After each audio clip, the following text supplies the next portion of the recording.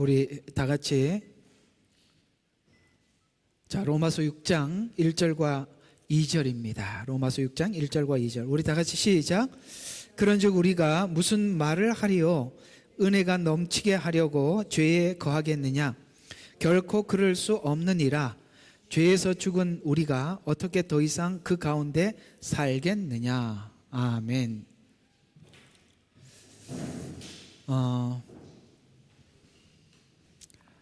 사람들이 내가 성경이 말한 대로 구원을 이해하고 있는지, 또 하나는 내가 성경이 말하는 대로 내가 구원을 받았는지에 대한 궁금함은, 이 복음을 들었고 들은 사람들이 모두 다 한 번쯤 또 깊이 생각해 보게 되는 주제이기도 하죠. 그래서 내가 정말 복음을 받고 성경대로 말씀하신 대로 내가 복음을 받았는가에 대해서 5장까지 설명을 하고 6장에서 우리에게 질문을 하고 있습니다. 어떤 질문을 하고 있느냐면, 은혜가 넘치게 하려고 죄에 거하겠느냐? 라는 이 질문에 대해서 여러분들이, 이 질문이 여러분들이 들어보기에는 이거 참 너무 무례하다, 이런 생각이 드십니까? 아니면 이런 질문이 인간이라면 누구나 그냥 자연스럽게 나올 법한 질문으로 보이십니까? 오늘 6장 1절과 2절에 대한 이 질문에 대해서 우리가 고민을 해봐야 되는 거거든요. 지금 이렇게 되는 거거든요. 은혜가 넘치게 하려고 죄에 거하겠느냐라는 이 질문은, 자기 죄가, 내 죄가 은혜를 받게 했고 은혜를 받아서 구원을 얻었다라는 정확한 이해를 했을 때 인간이라면 누구나 자연스럽게 나오는 질문이라고 성경은 그렇게 말을 하고 있는 겁니다. 만약에 이렇게 질문을 하지 않는다면, 내가 믿어서 구원을 받았다 이렇게 생각을 하지, 하나님의 은혜 때문에 내가 구원을 받았다라고 생각을 안 하기 때문에 이 질문을 안 하는 거예요. 우리가 이 질문이 되게 무례해 보이죠. 사실 무례해 보입니다. 은혜를 받아서 우리가 구원을 받았다면 계속 은혜를 받으려면 앞으로 죄를 지으면 되겠네? 이런 것은 우리 상식이죠.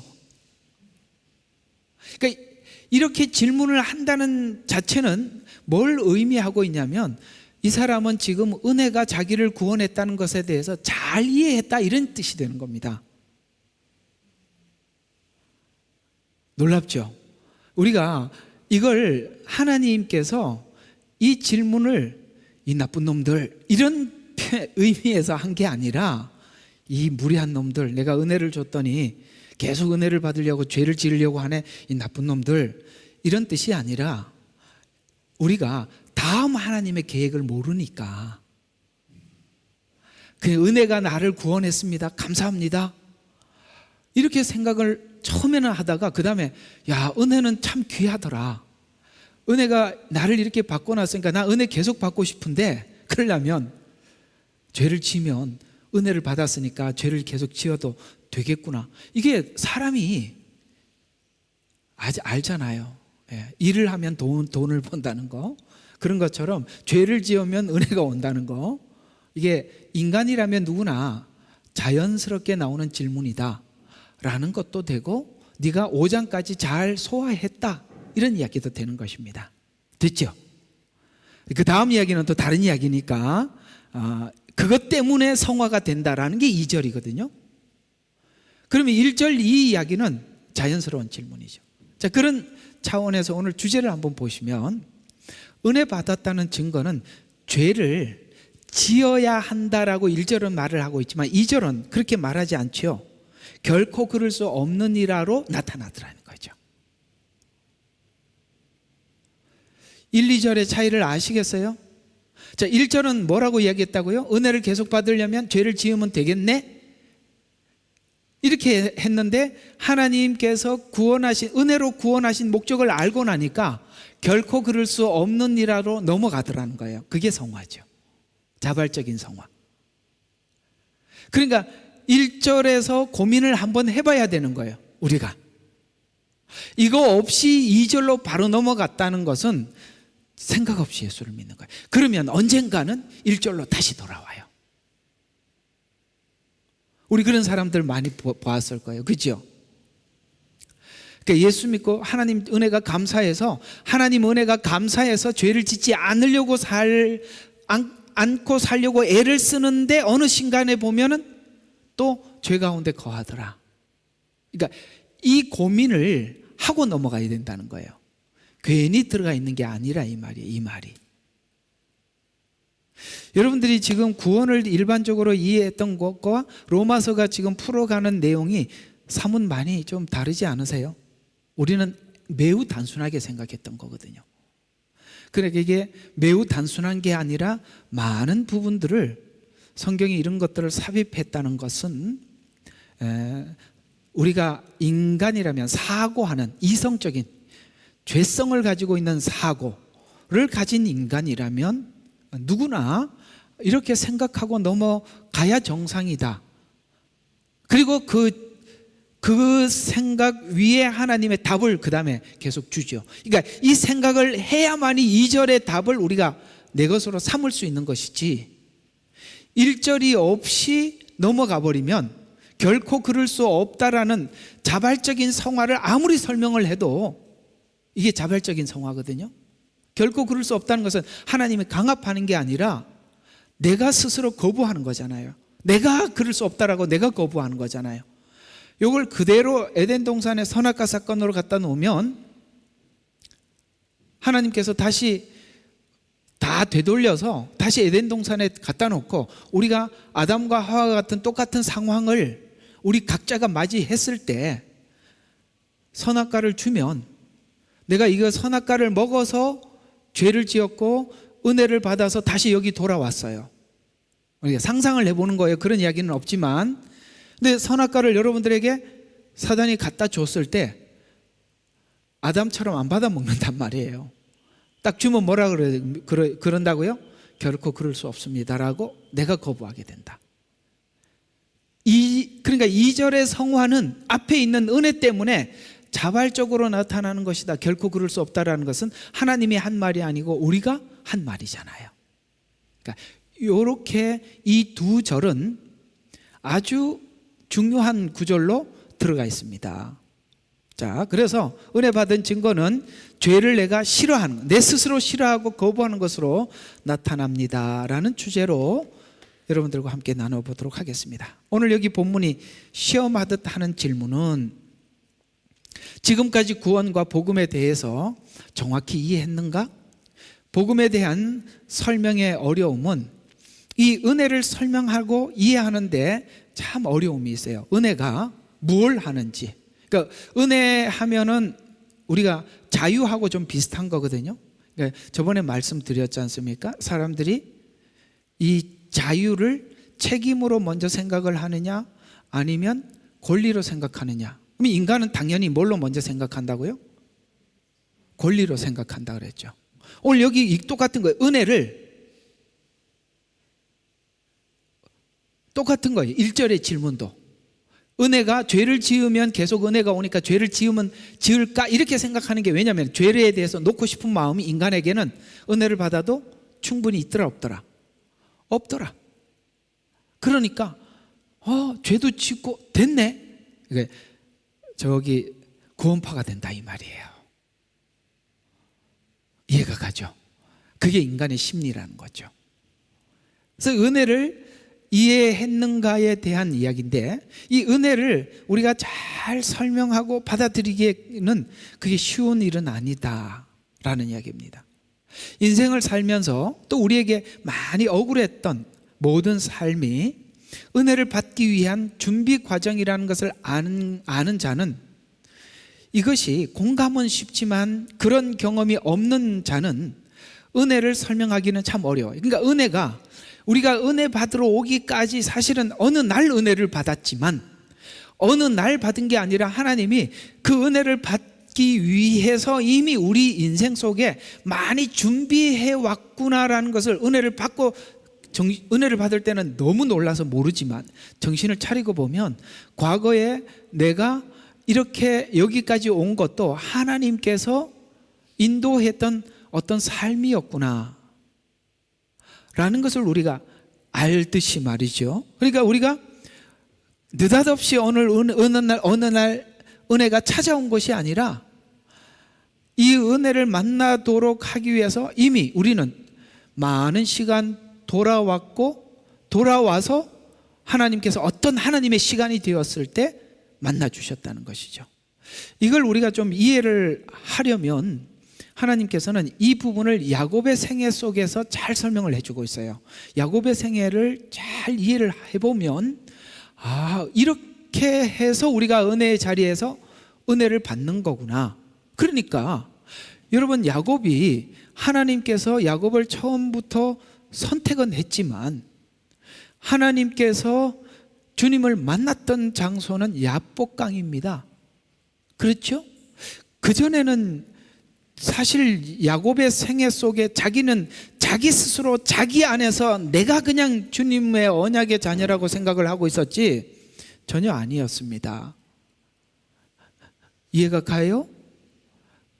그래서 그 긴 시간을 돌아오는데 하나님께서 야곱이 야복강이라는 한 지점을 두고 보면 야복강 이전의 야곱과 야복강 이후의 야곱은 전혀 다릅니다.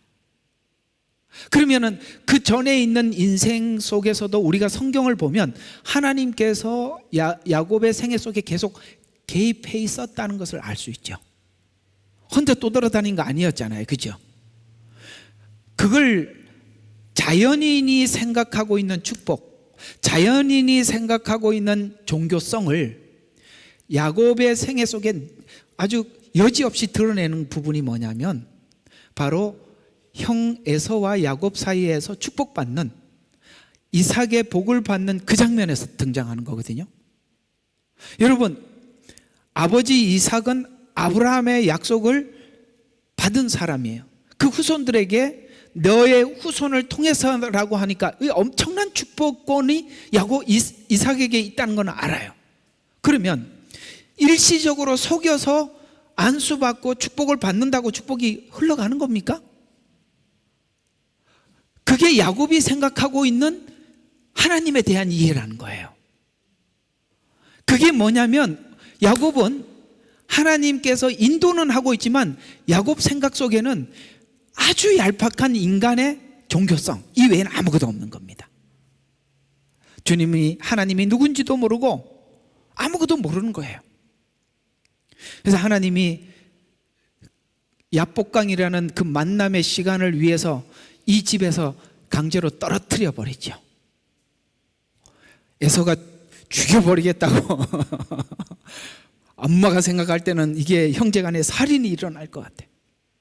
그래서 어쩔 수 없이 야곱을 보냅니다. 그는 그 유명한 베델 이야기 아시죠? 돌베개를 베고 자면서 하늘의 별을 보고 가지고 오는 음식 얼마나 먹겠어요? 삼촌 집에 잘 도착할지 보장이 있습니까?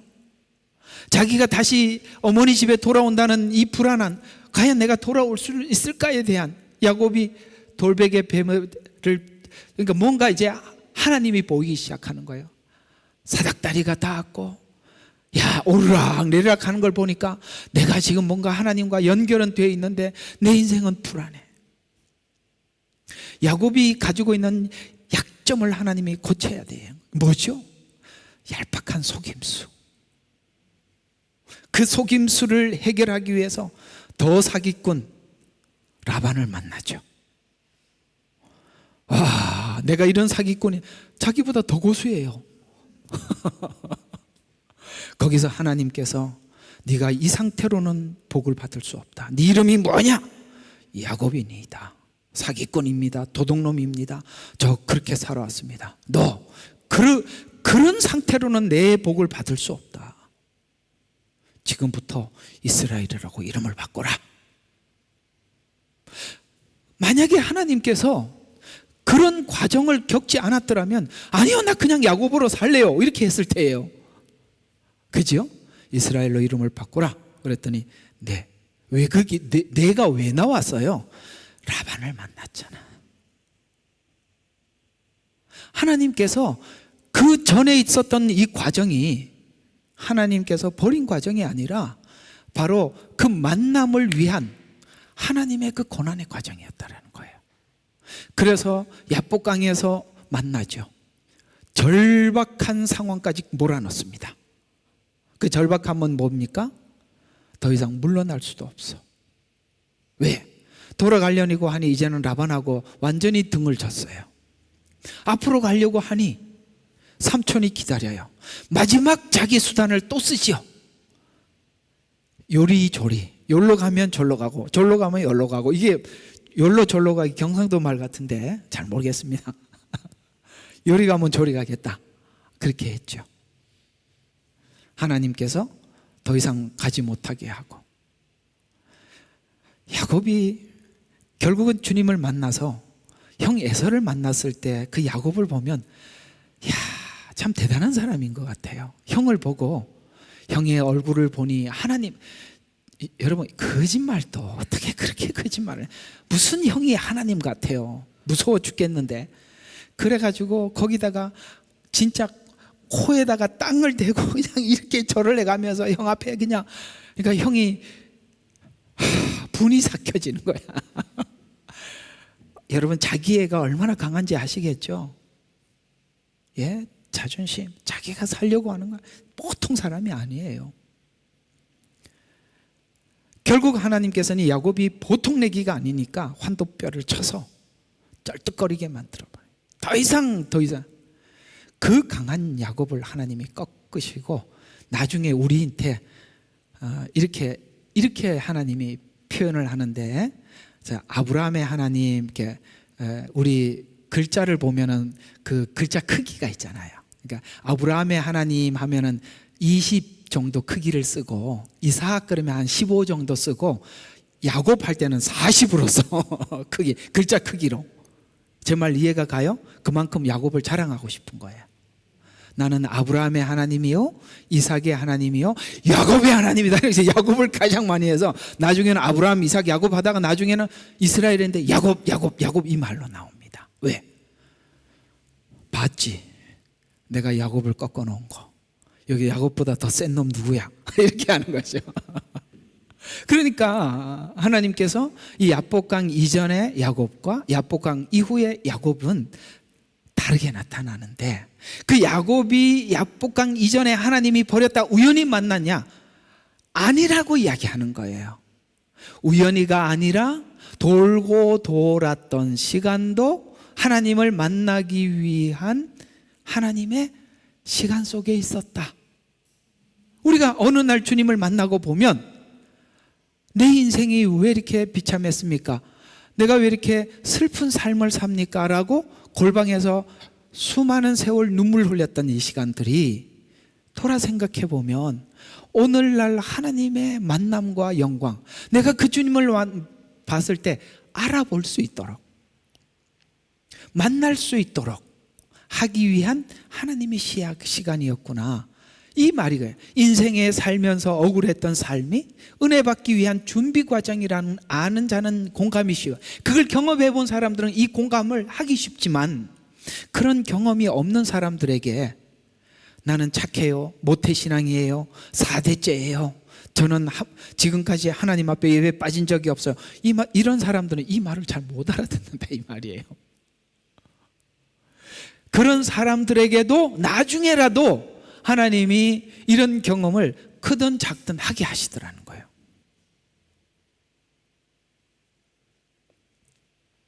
예레미야는 오늘 불렀던 찬송을 보면 이스라엘을 다 포로로 잡혀가게 하고, 나중에 그 폐허가 된 예루살렘 성을 보고 예레미야 애가에 눈물, 애가예요. 그 앞에 있는 예언이지만 지금은 애가에 눈물을 흘리면서 불렀던 찬양 속에 주의 성실이 아침마다 새롭고 늘 새로우니 주의 성실이 큽니다. 여러분, 폐허된 예루살렘이 성실이라고 고백할 수 있는 것은 지난날 고난과 슬픔의 시간들이 하나님의 성실함 속에 이끌려 왔다라는 것을 드디어 예레미야는 고백하더라는 거죠.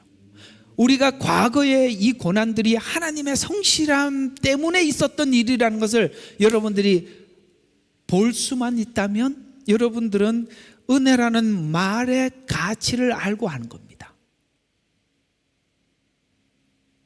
옛날의 시간은 죽은 시간으로 치부해버리면 여러분들은 지금부터 하나님을 잘못 바라볼 수 있습니다. 하나님은 이스라엘 백성들이 왜 하나님의 은혜를 잊었느냐라고 말을 할 때마다 거명하는 말이 있어요. 그게 뭐죠?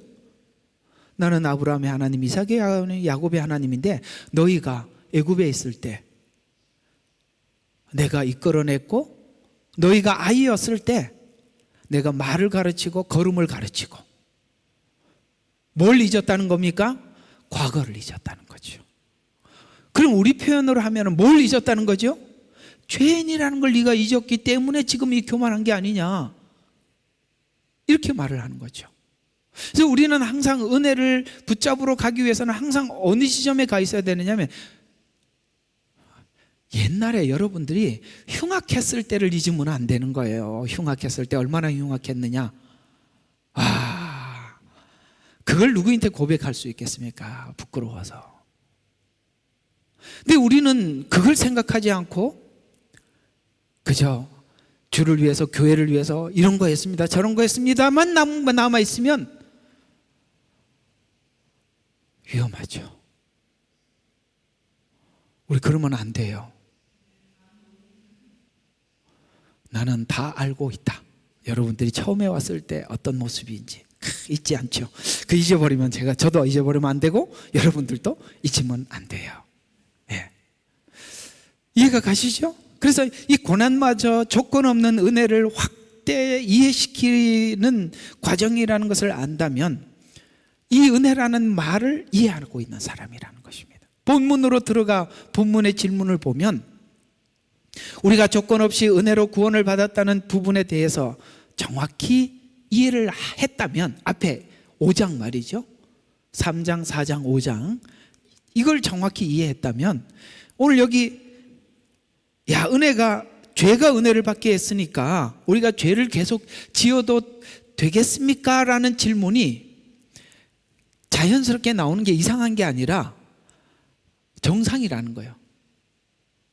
그래서 이런 질문을 하는 일이 뭐예요? 우리가 조건 없이 구원을 받았다면 우리가 뭐하러 열심히 신앙생활을 하려고 하겠습니까? 라는 질문인데, 이 질문은 구원이 어느 방향에서 이해하고 있는가를 가늠케 하는 중요한 질문으로서 이 질문을 처음에 서두에 말씀드린 것처럼 이게 하는 게 이상한 게 아니라 정상이라고 말을 합니다.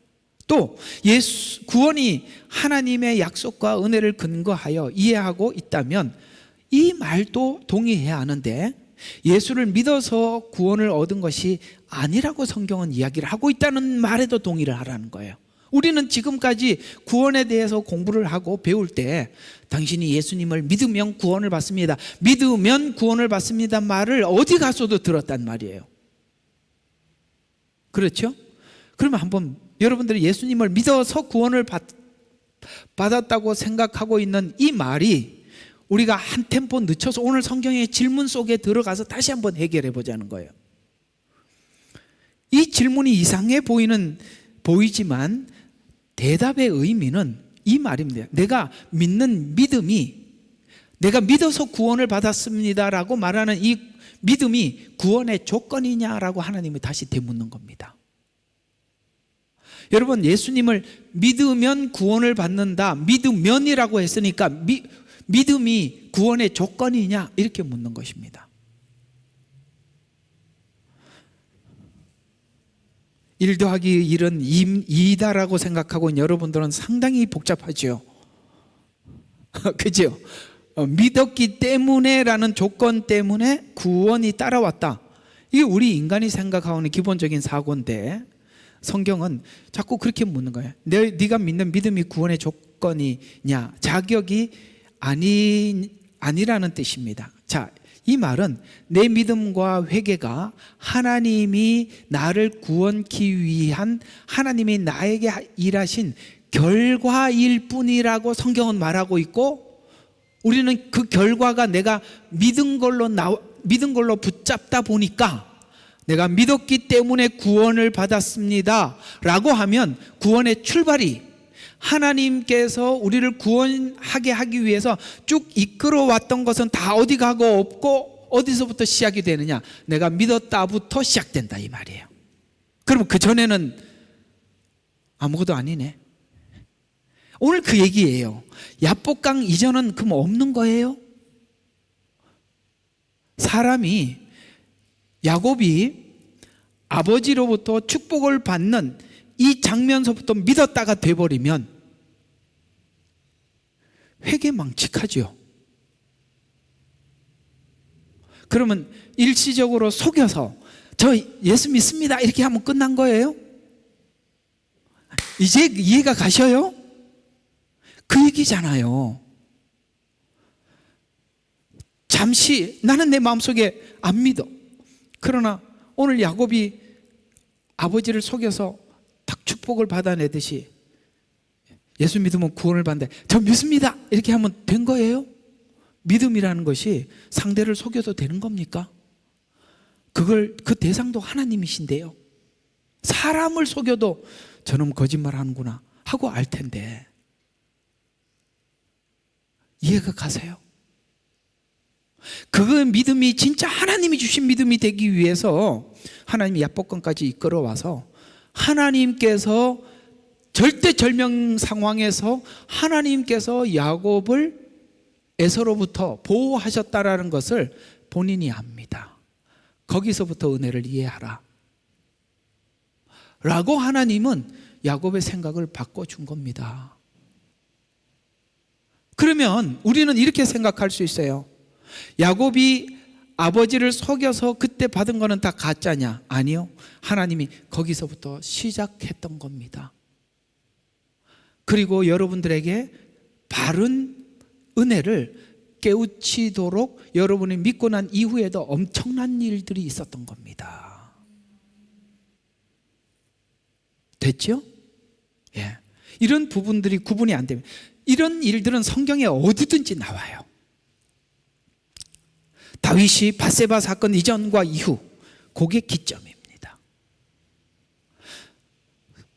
베드로가 예수님께서 요한의 아들 시몬아 네가 나를 사랑하느냐라는 이 지점이 시점입니다. 이 부분은 그 전과 이후가 완전히 다른 겁니다.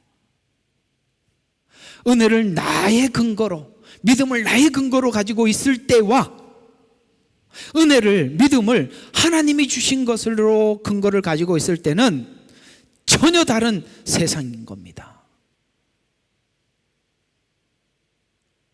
여러분들이 제가 전하는 복음은 바로 이 시점을 설명을 해주는 복음이에요. 대부분의 복음은 앞에서 야곱이 아버지를 속여서 한 것도 그냥 믿음이라고 치부해버리는데, 성도들의 삶 속에 하나님이 파고 들어와서 우리와 함께 뒹구는 사건들은 그래 보이지 않아요. 뭔가 하나님이 엄청난 작업을 하는데 나는 믿어드렸는데 왜 이러지 하다가 끝나는 거예요. 왜? 이 이해가 없으면 여러분 생애 속에 믿은 이후에 왜 이토록 하나님께서 뭘 하시려고 우리 생애 속에 이렇게 고난을 주시는가에 대해서 풀어낼 수가 없는 겁니다. 하나님은 야복강으로 몰고 가는 중이고, 요한의 아들 시몬아 네가 나를 사랑하느냐라는 질문 속으로 끌고 가는 중이고, 밧세바 사건을 통해서 너 속의 음흉함을 드러내는 어떤 사건을 향해서 하나님이 이끌어가고 있는 것입니다. 그러니 단순하게 내가 믿어서 구원을 받습니다라는 이 착각 속에 빠지지 말고, 이 믿음조차도 하나님이 내게 주셔서 생긴 겁니다 라고 하나님이 가자는 거예요. 우리가 하나님 앞에 신앙 고백하고 믿었다라고 했을 때 여러분의 신앙이 얼마나 우왕좌왕하고 흔들리고, 이게 뭐 롤러코스터도 보통이 아니에요. 어떤 사람은 그나마 둥글렁하게 롤러코스터 타면 그래도 볼만한데, 아주 톱날 같이 올라갔다 내려가는 사람들이 있어요. 어느 날 그렇게 은혜를 받았다 추락하는데 어떻게 그렇게 수직적으로, 추락도 약간 경사를 져야지. 어느 날 너무 다른 사람으로 나타나는 거예요. 그게 우리가 과거에 가졌던 이 본성이 은혜를 다지고 다지지 않으면 해결이 안 되는 겁니다. 고단하지요? 이 작업이 하나님도 너무 힘드시대요. 창조는 너무 쉬워. 있으라, 탁 생겨요. 있으라, 탁, 얼마나 감사해. 인간도 탁 이러고 호흡 탁 집어. 여러분, 낳는 게 중요한 게 아니라 해보면 키우는 게 진짜 힘들다라고. 그죠? 그럼 이렇게 네 아들, 딸 내가 인간 만들어 줄 테니까 옛날에 한번 네가 이 아이를 낳았을 때 고통 한번 더 겪을래? 아이고, 저 하겠습니다. 왜냐하면 우리가 낳았을 때 고통을 살면서 매일 겪거든요. 애들한테. 그죠? 하나님도 우리 마음을 돌이키는데 그렇게 고통스럽대요. 자신이 와서 우리들한테 뺨을 맞고 침뱉음을 당하고 누가 뒤통수 때렸는지 맞춰보라고 이런 비굴한 형편도 당하고. 이해가 가세요?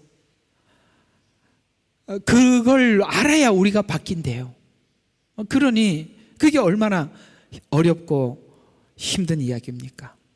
그러니까 우리가 지금까지 배웠던 것 이제는 좀 뒤로 물리시고 뒤로 좀 빼세요. 내가 믿어서 구원을 받았다, 이건 좀 빼놓으시라고. 믿었던 것조차, 은혜를 받은 것조차 하나님이 하신 것으로 좀 바꾸라고. 이게 바뀌는 게 그렇게 어렵더라고요. 왜냐하면 우리는 너무 그렇게 단순하게 끝이 났어요. 사실 우리가 교회가 어디까지 복음을 설명하다가 끝을 냈냐면, 성도들이 처음 오면 빨리 영접시켜야 된다고 그냥, 그렇죠?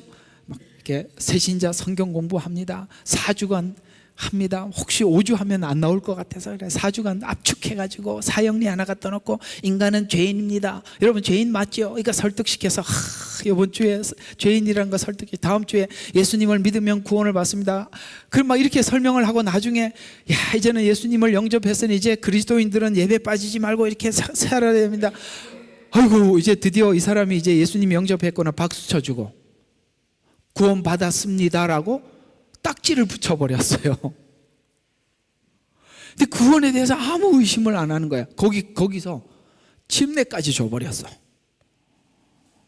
이 사람은 자기는 완전히 천국 백성이 됐다고 굳게 믿고 있는 거예요. 하나님이 하시는 이런 일들에 대해서 전혀 이해가 없어요.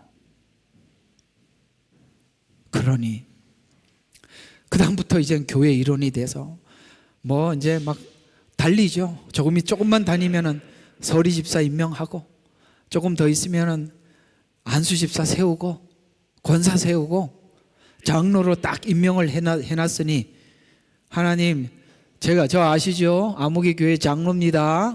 이렇게 그런 사람들 진짜 아니죠? 그게 아니란 말이에요. 하나님은 우리 일평생을 통해서 은혜를 깨우치는데 모든 것을 하고 계시는데,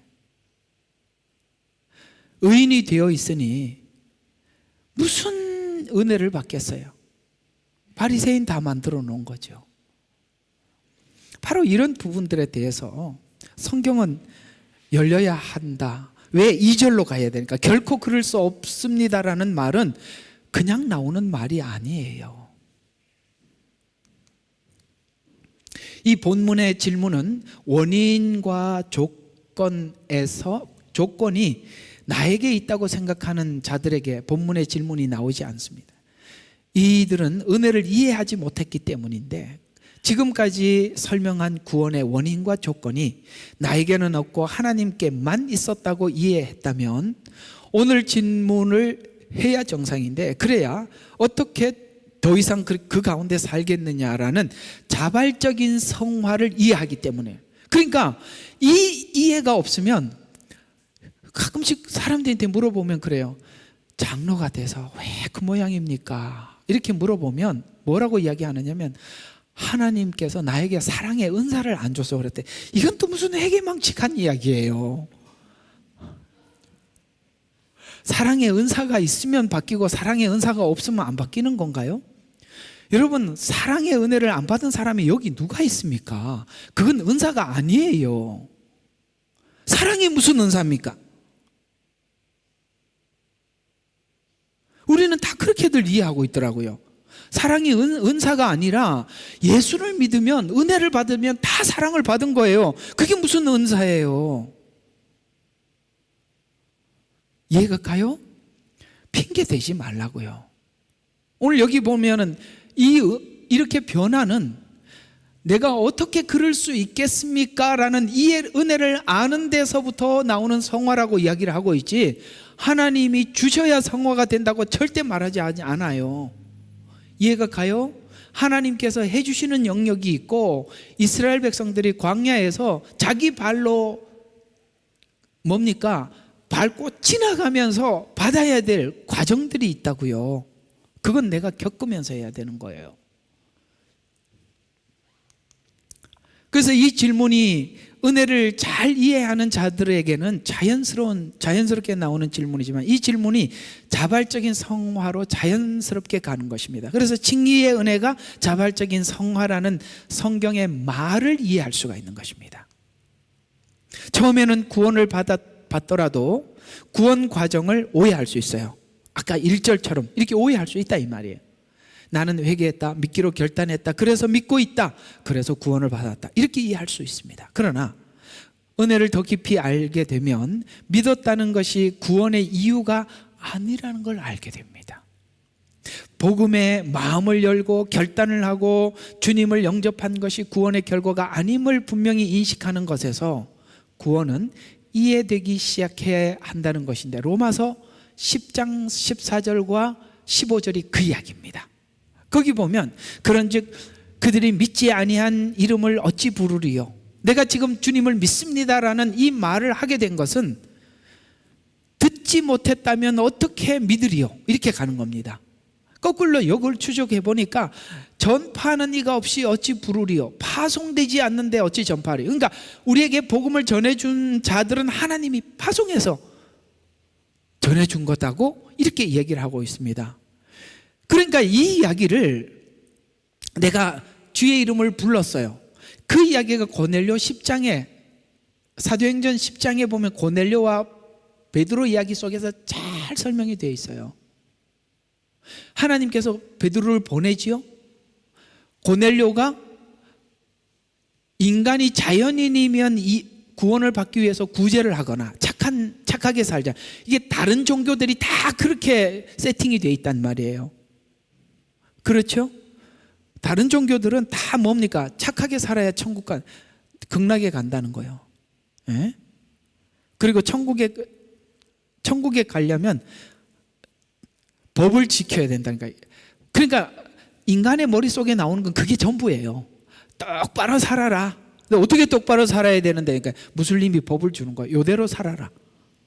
근데 가끔씩 네가 함부로 해도 되도록 이렇게 아주 나쁜 사람들이죠. 요 법을 지켜라. 근데 그 법은 우리 그룹 외에 딴 놈들은 다 때려 죽여도 된다. 그 중에 제일 나쁜 놈은 기독교인들. 뭐 이렇게 만들어놨다. 아주 나쁜 놈들이죠. 법도 개성하게 만들어가지고, 그죠? 아니면은 구제를 많이 해라. 그렇죠. 그래, 이게 타 종교들을 보면 다 그렇게 돼 있어요. 아니면 착하게 살아라. 그래서 그저 착하게 살도록 세팅만 해놨지. 근데 우리가 예수님을 믿으면 구원을 받는다고 했는데, 믿는다는 것은 내가 상대를 믿는다고 고백을 했을 때는 내가 항상 내가 질문하는 건데, 잘 들어요. 굉장히 중요한 질문이에요. 하나님께서 우리 보고 믿으라고 했는데, 그러면 하나님이 믿을 수 있는 소스를 다 줘야 내가 믿을 거 아니에요. 안 그래요? 내가 상대방을 믿는다라고 했을 때 그분이 믿을 수 있는 모든 것을 다 해야 내가 믿습니다라는 말이 내 안에서 자발적으로 나오는 건데, 안 믿으면 죽인다? 이렇게 하고 믿으라 그러면은 그게 믿는 거예요?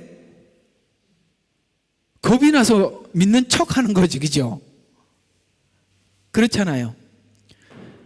믿음이란 내 속에 우러서 나와야 되는데, 우러 나오려면은 상대방이 나로 하여금 믿을 수 있는 모든 것을 이해시켜야 돼요. 하나님은 믿을 수 있도록 우리 모두의 모든 걸 이해하게 하기 위해서 하나님은 우리에게 하실 일들은 다 하셨어요. 하나님 자신이 죽으신 것이 아니라 아들이 죽었다고요. 이건 하나님 자신이 죽은 것보다 더한 사건입니다. 본인이 죽는 것보다. 이해가 가요? 여러분 자녀들이 감옥에 가야 될 일이 있어요. 사형을 당해야 돼.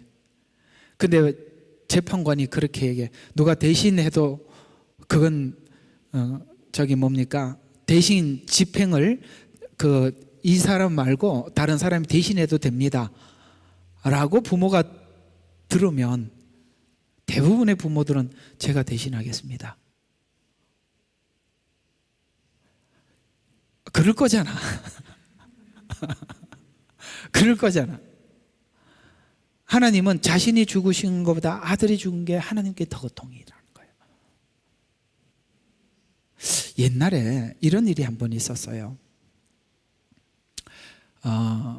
아주 제가 이제 중국에 있을 때, 이제 중국에서 살았던 우리 한국 교포 중에 북경에서 사셨는데, 그 아들이 조선족에게 그걸 냈어요. 과외를 했어요. 근데 이게 티각태각 하다 싸움이 일어나서 그냥 아들을 칼로 죽였어요. 이게 이제 우리 교민 사회에 쫙 퍼져갖고 굉장히 충격이었어요. 그래서 대부분 교민들이 너무 마음이 안타까워서 이제 우리가 이런 것도 우리가 경계해야 되겠다, 이런 경계심도 삼고 참 안 됐다라고 생각했는데, 의외로 그 부모님은 어떤 말을 했냐면, 우리는 죽었다라는 쪽에서 죽었다라는 데만 생각을 했지, 그 어머님은 디테일하게 그 아이가 죽었을 때 어떤 고통을 당했을까라고 상상을 하더라고요. 남들은 그걸 상상을 안 해요. 죽었다더라 이것만 듣고 있지, 그가 하여튼 그 세세한 과정을 상상을 하면서 가슴을 찢는 거예요. 하나님께서는 아들이 십자가에 달려 돌아가기 전에 그 전날 그 수많은 사람들에게 조롱을 당하는 그걸 보고 계시는 거예요. 여러분들 생각 같았으면 하나님이 전능하신 분 아니겠어요? 그놈들 가서 그냥 가만히 여러분들 어떤 생각이 들겠어요? 다 때려 죽여버려야 돼, 이런 생각이 들지 않겠어요? 가시면류관을 씌우고 채찍을 후려치고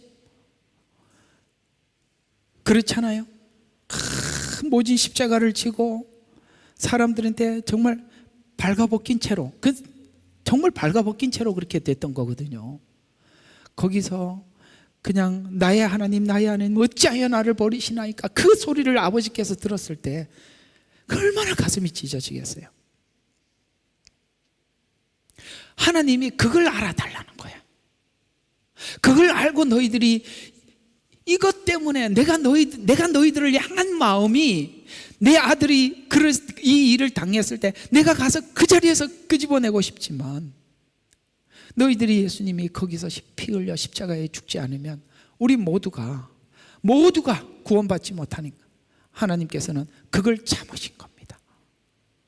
그걸 아냐고 묻는 거예요. 내가 너를 구원하기 위해서 내가 이런 값을 치렀다 라고 하나님이 질문하는 겁니다. 근데 우리는 너무나도 구원을 나한테 가지고 와서, 하나님 제가 사형리 공부했는데요, 제 똑똑하거든요, 탁 받아줬잖아요, 저 예수 믿었어요, 저 이제 천국 백성 아시죠? 이름 적어 놓으세요. 안 지울 거죠. 안 지우는 것만 또 찾아서 딱 배워놔. 하나님이 새겨놨단다, 걱정하지 말란다, 이러고 앉아있다는 거예요. 그 얼마나 야가. 여러분, 요놈 참 나쁜 놈이에요, 괜찮은 놈이에요, 참 나쁜 놈이에요. 우리가 그렇게 하나님을 조롱하고 있었다고요. 하나님 제가 믿었잖아요, 이렇게 하는 그 과정 속에 하나님이 우리에게 했던 일들은 안중에도 없다는 거예요. 그게 복음이 가지고 있는 착오라는 거야. 믿어서 구원을 받았다라고 그렇게 가르쳐 놓는 바람에 은혜는 어디 도망가고 없고 결코 그럴 수 없는 이라는 이 말이 나오질 않는단 말이에요. 믿었다라는 것이 자랑이 되어 있고 교만이 되어 있고, 하나님 앞에 하나의 뭐가 됐느냐, 하여튼 이 단어가 생각이 안 납니다만, 예?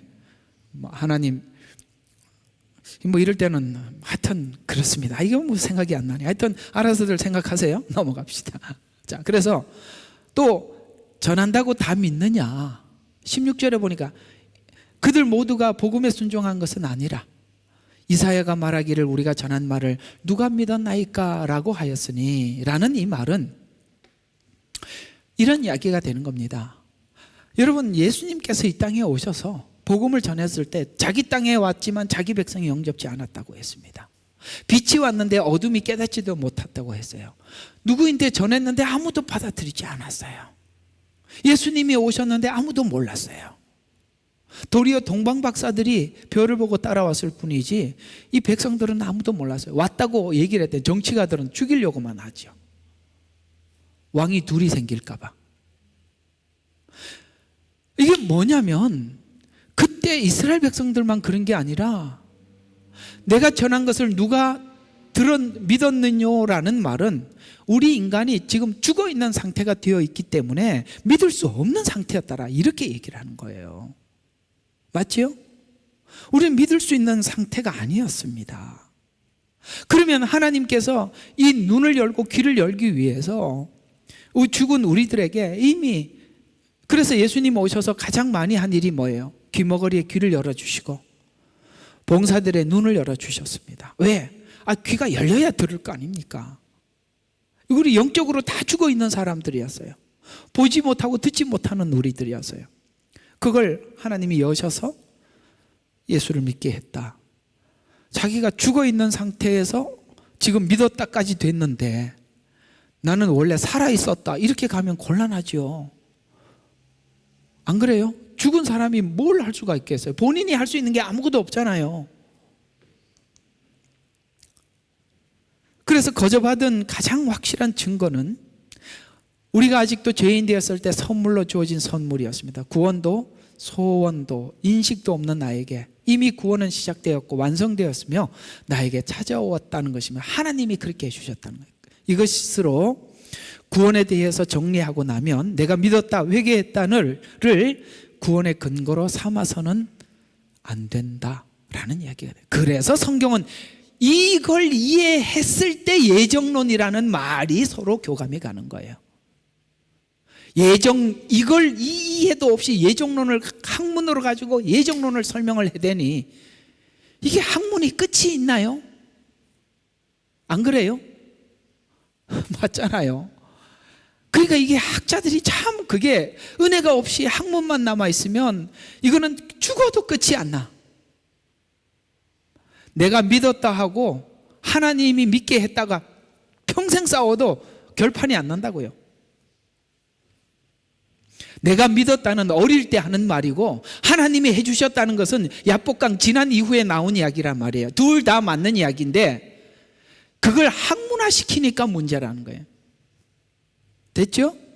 예, 내가 믿었다, 하나님이 하셨다, 그 지점이 이렇게 넘어가는 과정이다 이 말이에요. 안 복잡하죠? 단순한 겁니다. 자, 성경대로 확인하는 구원의 확인은 교리대로 믿어서 구원을 받았다고 이해하는 것이 아니라 본문에서 말하는 대로 어찌 죄에 거하겠느냐, 결코 그럴 수 없다, 우리가 어떻게 라는 이 죄 앞에서 그렇게 반응하는 것이 정상이다. 그래서 구원받은 후 내가 어떻게 달라졌는가로 확인해야 돼. 이해가 가요? 야곱이 이스라엘로 달라진 걸로 증명을 하라는 거예요. 아시겠어요? 우리가 알고 있는 성경을 주르륵 풀어서 설명하는 게 아니라 내가 어떻게 변화되었는지 변화로 증명해내라. 내가 구원받은 후 분명히 달라진 부분은 하나님 앞에 진정성과 두려움과 경외감과 사모함과 하나님을 향한 매어 달림이 있는가로 확인해야 되는 거예요. 바로 이 지점. 이것이 여러분 한번 생각해 봐요. 이 야곱이 그 전에는 야복강 이전에는 왔다 갔다 했어요. 근데 야복강 이후로는 어떻게 합니까? 똑같이 가는 겁니다. 우리 신앙이 왜 흔들리느냐? 그건 믿음의 수준과 정도에 따라서 흔들리는 거예요. 그러나 오늘 야복강 넘은 이후 둘째 아들이 아버지 집에 돌아오고 난 뒤에 또 사고 치겠어요? 나가라, 문 열어놓고 또 갈래? 첫째 아들은 갈까 말까 하죠. 둘째 아들은 절대 안 갑니다. 진정성, 그때 나오는 거예요. 두려움, 경외, 사모함, 이것이 하나님께서 평생 그렇게 가려고 우리에게 이런 과정들을 보내게 하는 것입니다. 앞의 내용을 잘 이해했다면 다시 본문으로 돌아와서 이 질문에 답해야 하는데 6장의 핵심 되는 질문은 두 가지인데 1절 우리가 와 죄라는 이야기고, 첫째로 구원받은 우리는 죄에서 죽은 자라고 이해하고 또 인식해야 죄의 죽은 인식. 이 무슨 말인지 이해가 안 돼요. 우리가 죄라는 이 말은 3장에서 얘기했잖아요. 모든 사람이 죄에 거하였으며 하나님의 영광에 이르지 못하더니가 내게 남의 이야기가 아니라 철저하게 우리 이야기가 돼야 구원을 제대로 이해해 들어가는 것이다, 이렇게 얘기하는 거예요. 우리는 죄로부터 구원을 이해하지 않고 믿은 것으로부터 구원을 이해하니까 문제라는 거예요. 어느 시점으로 보느냐, 시간의 시점. 오케이? 옛날에 예를 들어서 이런 이야기도 되겠죠. 내가 옛날에 슬픈 유행가를 부르는데 인생이 뭔가 여기서부터 시작했다 이 말이에요. 오케이? 그 정도 이야기도 좀 알아들으시겠어요? 예.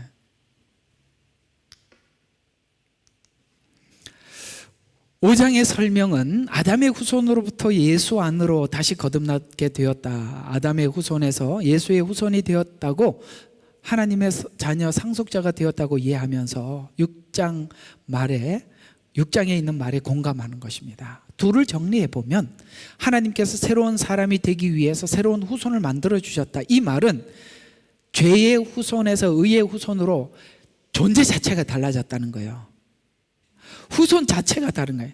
그러니까 예수님이 온 것은 아담의 후손을 끊으러 왔다 그랬잖아요. 그러니까 끊어버리고 새로운 후손.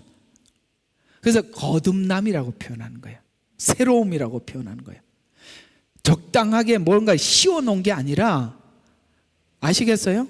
새로운 족속으로. 그러니까 예수 안에서 태어났다, 아담 안에서 태어났다는 둘이 다르잖아요. 우리는 원래 아담 안에서 태어났다가 예수님 만나서 거듭나서, 그래서 내가 진실로 너에게 이르노니 사람이 거듭나지 아니하면 아버지 나라에 이를 수 없다라고 말씀하신 겁니다. 새로운 족속.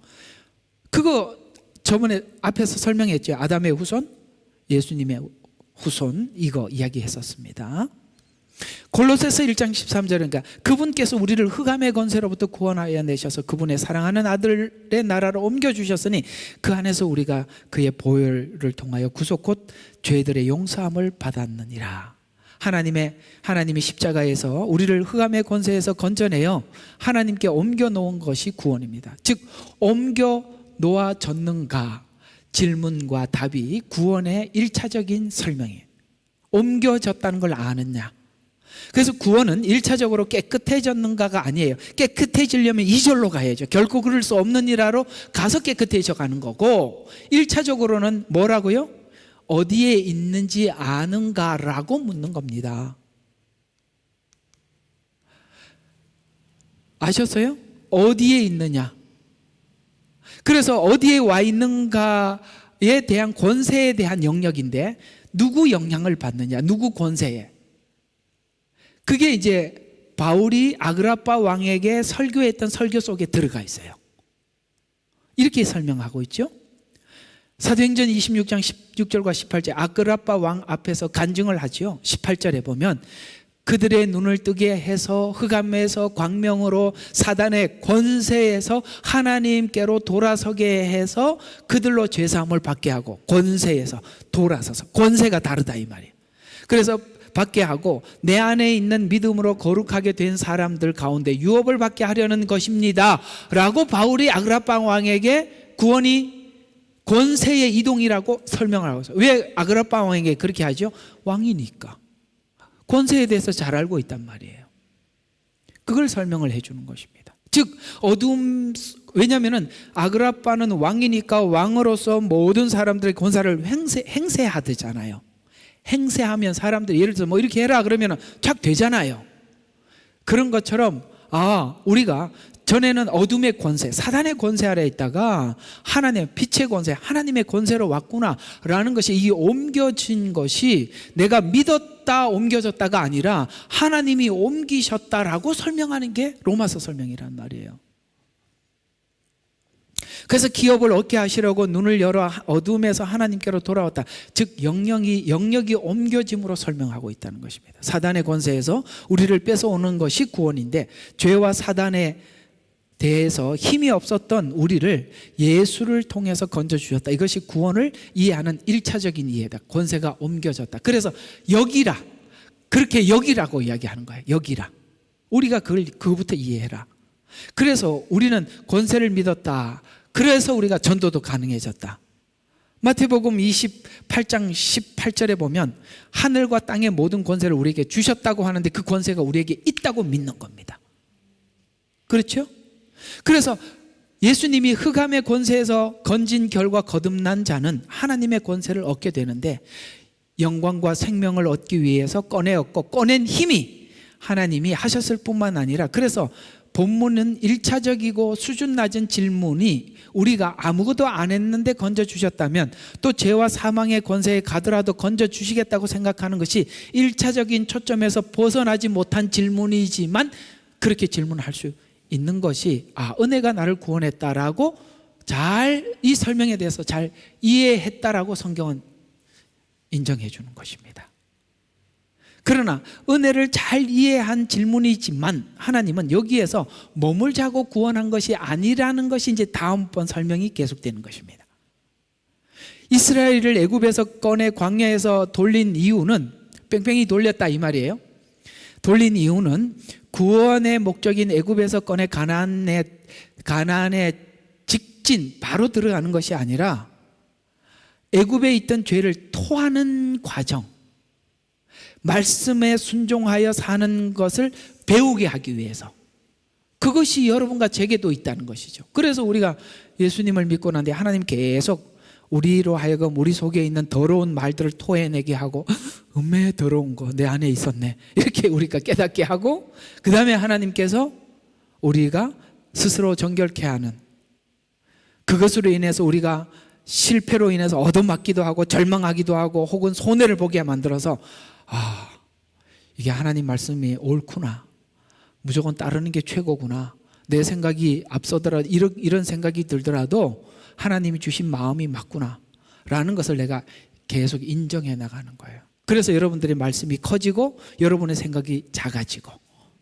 이렇게 되는 과정, 이게 이제 하나님의 목적이다 라는 말씀을 하는 것입니다. 이제 성경이 우리를 은혜로 거저 주신 구원을 주신 이유가 그 다음 단계를 위해서 은혜로 구원했다는 것인데, 칭의가 성화를 근거로 삼기 위해서. 아시겠어요? 아무리 성화가 되더라도 은혜 때문에 성화되었습니다 라는, 왜? 성화에서는 교만해지거든요. 그렇죠? 하나님, 내가 이만큼 했으면 좀 저를 알아주셔야 될 거 아닙니까?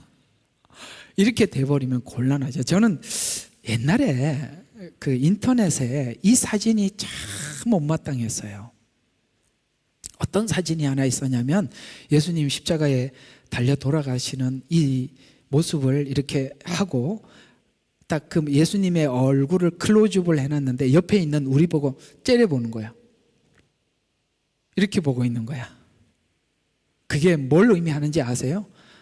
내 너를 위하여, 그 밑에다 찬송가가, 내 너를 위하여 피 흘려, 근데 너 나를 위해 무엇 하느냐? 무엇 하느냐? 그건 누가 잘못 그린 그림이에요. 내 너를 위해서. 그래서 나는 이런 찬송가들이 조금 못마땅해. 제 설교에서는 그렇다 이 말이에요. 내 너를 위하여 몸버려 피 흘려 죽으면 너 날 위해 널 무엇 하느냐. 그건 우리가 한번 생각해 볼 일이지만, 째려보면서 너 무엇 하느냐 이런 거는 좀 아니잖아요. 나 이 고생하는데 너 뭐 했어? 우리가 자식들이 나중에 뭐 그렇게 얘기를, 어쨌든 이제 부모들이 난 널 위해서 평생 이렇게 했는데 넌 날 뭐 위해서 뭘 했어? 뭐 이 얘기는 맞는 이야기이긴 하지만, 글쎄요, 주님은 우리에게 그런 성화를 요구한 적은 없어요. 그 은혜가 내 가슴 속에 스스로 스며들어 그 피가 우리 양심에까지 흘려들게 하고 우리 양심을 변화시키, 히브리서 이야기예요. 그래서 로마서 6장 7절과 18절에 이 내용이 6장의 설명의 핵심이에요. 6장 17절 18절, 즉 구원이 죄에서 꺼냄을 넘어서서 다음 단계가 목적이라는 것입니다. 이것이 구원인데, 이제 우리가 해야 할 일들은, 구원은 거저 받은 것이지만 죄와 사망의 종로릇에서 벗어나 의에 들어가는 자. 그래서 우리가 나중에 뭘 이해하게 되느냐 하면, 이걸 딱 이해하는 데까지가 하나님이 요구하시는 건데, 우리 몸을 누구에게 드리느냐라는 것이, 내가 드리는 것은 내 자유의지예요. 맞죠? 그래서 우리가 뭘 배우느냐면, 내가 누구에게 드리느냐에 따라서 다르더라. 그래서 하나님의 말씀과 내 생각 사이에서 하나님의 말씀에 그냥 나를 드리는 거죠. 그게 이제 병기, 내가 병기구나. 누군가가 나를 써서 큰 일을 하는데 내가 누구에게 드리느냐에 따라서 누구 종이 되는 거구나. 이게 내 자의로 하는 줄 알았는데 누군가가 나를 통치한다는 걸 배우는 거예요. 그래서 어떤 갈등 앞에서 내가 나를 드리기만 하면 된다는 걸 배우는 거예요. 그러니까 내 생각대로 끌려가면은 내가 악한 세력이 나를 쓰는 거고, 아시겠어요?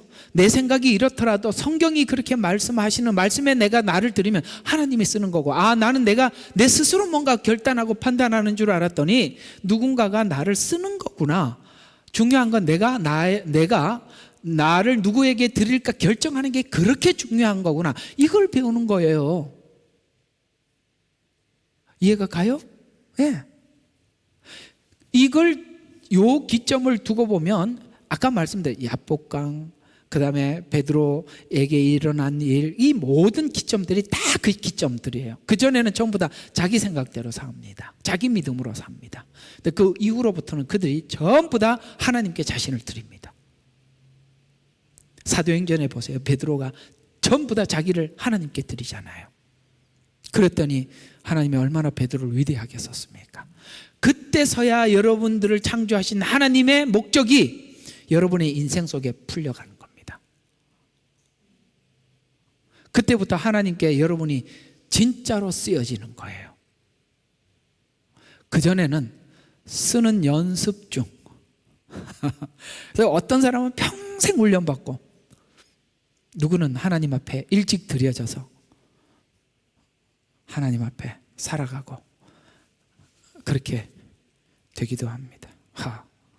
이게 중간에 멈췄구만요. 자, 계속. 자, 오늘 결론입니다. 이단에서는 구원받은 자는 다시는 죄를 짓지 않는다고 주장하기도 하고, 하나님께서 반드시 복을 주신다, 그래서 잘되게 되어 있다고 이야기하지만 그렇지 않습니다. 성경이 말하는 것은 그런 형태의 이야기가 아니라, 신자는 더 이상 죄가 장악하거나 주인 노릇하지 않는다는 말인데, 죄의 집에 거하지 않는다는 것을 성경에, 그래서 그리스도 예수 안에는 정죄함이 없다. 왜? 정죄는 정죄하는 거로 끝나고 그 다음에 아무것도 없어요.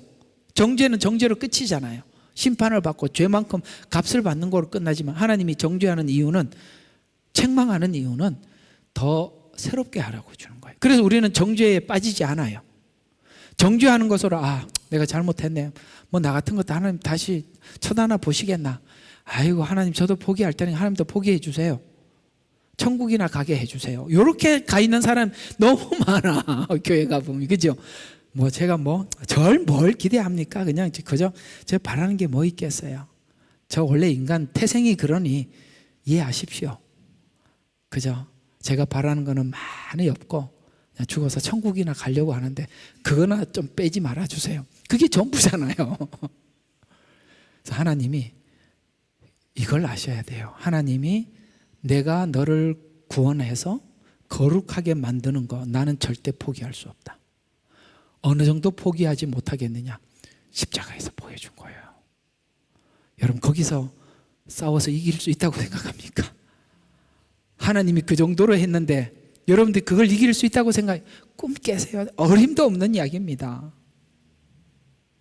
나는 거룩을 포기할 수 없다. 나는 너를 놓을 수 없다. 내 영광을 마귀에게 뺏길 수 없다. 내 자녀들이 거기에 팔려가는 걸 결코 볼 수 없다. 그걸 십자가에서 보여준 거예요. 우리는 이제는 하나님의 의의 집에 거합니다. 그래서 우리가 돌아다니죠. 세상 사람들도 죄에 돌아다닙니다. 그러나 죄에 돌아다닐지라도 결국 돌아가는 것은, 우리 의인들은 의의 집이고, 죄인은 의에 돌아다니더라도 결국은 의를 모르니까 죄로 끝나는 거예요. 아무리 도덕적으로 괜찮아도 죄인이 의로우면 그게 사람이 인정해주는 의지, 하나님이 인정해주는 의는 아니니까.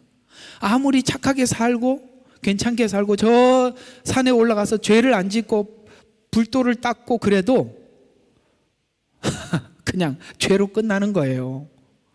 여러분, 안 보면 죄를 안 짓는다. 그런 회개망측한 논리가 어디 있습니까? 안 보면 생각이 안 납니까? 그런가요? 그래서 성경은 이야기하는 거예요. 저 불도에 닦는 중들인데 가서, 우리 마태복음 6장인가 그거 한번 꺼내놓고 이야기해요. 성경에 보니까 마음으로 죄를 지어도 이미 간음했다 그러는데 마음으로는 한 번도 안 하셨죠? 이렇게 한번 물어보면 네, 이럴 사람이 있나? 여자를 보고 음욕을 품는 자마다 이미 간음했다고 그러는데 그게 가능한가요? 그건 인간의 본성에 대해서 거짓말하는 겁니다. 이해가 가요? 예. 그건 안 보고 안 듣는다고 해결되는 게 아니에요. 안 보고 안 들으면 된다라고 생각하면서 그렇게 설법하는 사람들 다 가짜 중이에요. 진짜 중들은 하면 할수록 더 생각나더라라고 얘기하면 진짜야. 아시겠어요? 그래서 우리는 우리 스스로 득도할 수 없다라고 말을 해야 진짜 산에 내려와서 교회 오는 거예요. 거기도 교회 오기 위한 작업인 거야. 그렇습니다. 모든 구원은 그렇게 생기는 건 아닙니다. 그래서 그들이 죄인들이 아무리 의에 돌아다녀도 돌아가는 집은 죄의 집으로 끝나는 겁니다. 성도가 되면 죄가 남아있지만 죄를 버리려고 발버둥 치고 죄가 불편해지는 자신의 심정을 발견하게 됩니다. 죄가 항상 불편해 하면서도 내가 여기 왜 와 있지? 다음에는 오지 말아야지. 이렇게 하면서 한단 말이죠. 술을 한 잔 마시면서 그런 생각이 들죠. 이러면 거기가 이렇게 안 끊어지냐? 그러면서 그냥 먹고 확 잔 던져버리는. 왜? 괴롭잖아. 그죠? 다음 잔 버리려 쏟아버리자면 이렇게 돼야 정상이다 이 말이에요. 죄가 불편해지는 자신의 심정을 발견하게 됩니다. 성경이 알려주는 것은 인간이 왜 죄를 계속 짓나? 이거죠. 본성이고 습관 때문이다 라고 말씀하고 있습니다. 은혜는 여기까지 공격을 하는 겁니다. 우리 인간의 본성, 습관, 자라온 문화 속에 있는 배인, 이 관습 이런 걸 해서, 그래서 오늘 히브리서 2장이 정확하게 이걸 지적을 해서 설명하는데요. 히브리서 2장 13절과 15절에 보면 마귀에게 속해 있던 관습과 본성에서 놓아주려 함이라. 아멘. 그게 우리가 잘 봐요. 습관과 본성이 어디로부터? 마귀로부터 왔대. 왜? 우리는 선악설이니까, 죄인이 원죄를 타고 왔으니까. 우리가 가지고 있는 모든 습관들이나 이것들이 내가 거룩한 게 아무것도 없다는 걸 알아야 돼. 아셨어요? 공감하세요? 예, 그걸 하나님이 뭐 하려고요? 놓아주려고 하는 중이다 라고 말씀하고 있어요. 이 이해까지 정확하게 정리되어야 합니다. 이것이 복음이 말하는 은혜와 죄의 관계입니다. 오늘은 1차적으로 6장 1, 2절을 설명을 했습니다. 앞으로 이 이야기는 점점 확장되어서 여러분들과 함께 좀 더 깊이 있게, 더 깊이 있게 나누게 될 것입니다. 기도하겠습니다. 하나님 아버지의 은혜를 감사합니다. 우리는 믿었다, 구원받았다 이렇게 이분법으로 이해를 했지만, 하나님, 우리가 믿음이 되기까지 믿음 되도록 인도하셨던 그 하나님의 과정들을 하나님 기억하게 해주셔서, 하나님, 우리가 성경이 말하는 말씀 안에서 우리 구원을 잘 소화해서 하나님, 성경이 질문하는 은혜가 넘치게 하려고 죄에게 거하겠느냐라는 이 질문 앞에 하나님 은혜가 하셨던 일을 알고 결코 그럴 수 없습니다. 죄에게 죽은 우리가 어떻게 그 가운데 살겠습니까? 라는, 죄에서 죽었다라는 분명한 사실을 알고 아버지 하나님 살아갈 수 있는 은혜를 우리 성도들에게 주시옵소서. 예수님 이름으로 감사하며 기도드렸습니다. 아멘.